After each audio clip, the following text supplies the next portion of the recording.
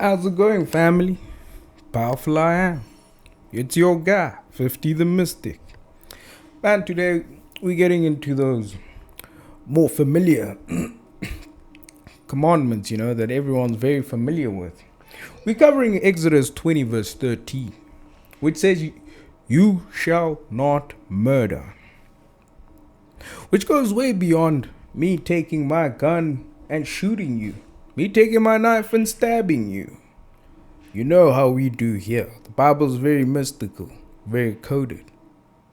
Let's look into it and dissect how it goes here. Remember, this in itself goes far beyond physical violence. I always tell people, do not take the Bible in the literal sense. There's a scripture in the book of Isaiah that says, the letter killeth, but the spirit giveth life. Don't take it all too literally. Read it mystically with the spirit. Now, here we've got murder, and it represents the destruction of life force, purpose, identity, or potential. You see, it even touches on those people that kill and crush your dreams that you have, your potential. Those people that give you opinions on who you are and what you can do, to the point where you never reach your full potential. That is murder in itself in the mystical sense. It is the act of cutting off what carries divine breath. Life in scripture is sacred because it carries the imprint of creation itself. To murder, symbolically, is to extinguish what God has set in motion, whether that is physical life, spiritual calling, or emotional vitality. This commandment addresses more subtle forms of killing. Words can murder confidence. Bitterness can murder relationships. Neglect can murder potential. Self-hatred can murder your destiny. This verse is short because its meaning is foundational. Life must be protected in all its forms. Whenever envy, rage, pride, or fear drives a person to destroy rather than build, the spirit of this command is violated. There's a scripture also elsewhere in the Bible that talks about let the dead bury the dead. Leave low vibrational humans to mingle with themselves. If you want to be a high vibrational being, you need to start mingling with more high vibrational human beings in your own life. You need to think of it. On the other side, we're covering the death of Jesus. But you need to understand, even after the resurrection, not many could look upon him. Resurrection, at times, the death and resurrection represents when you die, the old self must die. And when the new you is born, you should leave certain people behind. Just like Jesus could not perform miracles in Galilee, he had to leave his hometown to be able to perform the miracles. Because the people in that town, they thought they knew him, but they did not. You are whoever you say you are, not who people think you are at any point in time. Murder also symbolizes the severing of connection. To kill is to interrupt flow. It is to stop what was meant to continue. This in itself, an allegory, this can manifest as cutting off compassion, suppressing truth, or sabotaging growth in oneself or others. The commandment protects continuity. It defends the sacredness of existence. On a deeper level, murder symbolizes the rejection of divine image. If life carries the imprint of the Creator, then to destroy life is to reject that imprint. This is why the command stands absolute and unqualified. It preserves the foundation of community dignity and sacred order. Exodus in itself, in this scripture, therefore symbolizes the protection of life force in every dimension. It is a call to become a preserver and not a destroyer of life. Do not destroy people. Your purpose is to preserve things on this earth. Be the light in people's life. Don't be part of the darkness that's already consuming the earth as it is at this point in time. It invites restraint where anger would explode, patience where frustration would lash out, and reverence where ego would dominate. Life must be guarded because it carries sacred origin. And remember, in itself, in the scripture, it speaks to regulation of aggression, impulse, and emotional overflow. Learn to control yourself. You can't just be a testosterone-bound idiot that goes around wanting to punch everyone every time someone says something to you and upsets you. I'm not saying be a doormat for people, but learn to not always be reactive and react to every single thing. People do it on purpose. People know what they're doing. And half the time you think they don't. Oh, they definitely do. Murder represents the loss of neurological restraint, the moment when rage, fear, or dominance overrides higher cognition. In the brain, this occurs when the limbic system, especially the amygdala, hijacks the prefrontal cortex. When this happens, empathy shuts down, consequence awareness collapses, and the body enters a state of extreme threat response. This commandment exists to protect the nervous system from reaching that irreversible point. Physiologically, murder is the end result of unregulated stress, unresolved trauma, and chronic emotional pressure. When anger and resentment are stored without release or integration, the body remains in a state of tension. Over time, this tension seeks an outlet. The command, "you shall not murder," is therefore a boundary placed at the nervous system level. It demands emotional regulation long before violence becomes conceivable. Anatomically, this law preserves coherence. A regulated nervous system supports empathy, impulse control, and compassion. When the vagus nerve is active and the body is calm, violent impulses lose their grip. This is why environments that promote safety, connection, and emotional processing reduce violence, while environments of fear and deprivation increase it. Think of it in terms of our environments in South Africa, the suburbs and the townships that we call them. The one is in a lot of state of constant fear and deprivation, which in itself increases violence and a lot of problems in society. Then we say those people are the problem.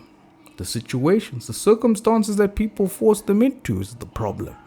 But the people who created the problem don't see it that way, unfortunately, that they are the problem that created the problem. But anyway, this commandment also applies inwardly. Self-directed aggression, chronic self-criticism, self-neglect, and destructive habits are forms of internal murder. They slowly extinguish vitality, health, and purpose. The body responds to this internal violence with fatigue, illness, and collapse. Therefore, the scripture encodes a biological truth. Life is protected when the mind is regulated. Violence is not merely moral failure, it is nervous system failure. This law calls for mastery of emotion in itself, integration of trauma, and protection of life at its neurological root. Because the scripture reflects the fundamental principle of preservation of life and continuity of flow. In nature, nothing exists to destroy its own kind without consequence. Everything comes with consequences. It might take time for the consequences to be reaped, but consequences will always be brought about. When balance is violated, ecosystems destabilize. Predators hunt for sustenance, not annihilation. Even death in nature serves renewal, not ego, rage, or domination. Murder, in contrast, represents destruction disconnected from necessity and order. It is a violation of the natural law that life must serve continuity, not rupture. This cosmic law operates through equilibrium. Energy transforms, but it is not wasted. Life ends so life can continue, but never through chaotic or malicious interruption. Murder disrupts the flow of creation by severing life prematurely, removing a node in the web of existence that carried unique energy, timing, and contribution. This creates imbalance not only socially but energetically. The ripple spreads through families, communities, and generations, disturbing harmony far beyond the immediate act. In nature, when one species is wiped out unnaturally, the system compensates violently. Invasive growth, collapse of food chains, and environmental instability follow. This mirrors human system. When life is taken unjustly, disorder multiplies. Violence begets more violence. Fear spreads, trust erodes. Nature responds to violation of life with corrective pressure.